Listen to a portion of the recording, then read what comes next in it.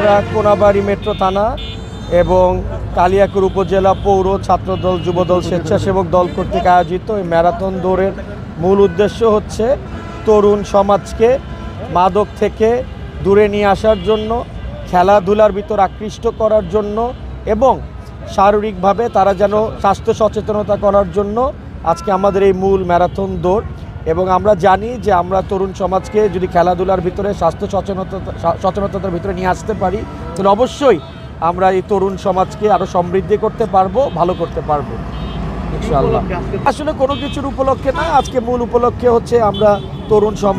যে সমাজটা আছে তাকে উদ্বুদ্ধ করার জন্য এবং আমার নেতা জনাব তারেক রহমান সাহেবের 31 দফা বাস্তবায়নে তরুণদের জন্য যে বিভিন্ন রকমের কর্ম পরিকল্পনা আছে সেই কর্ম পরিকল্পনা সুন্দরভাবে বাস্তবায়ন করার জন্যই আজকে এই ম্যারাথন দৌড়।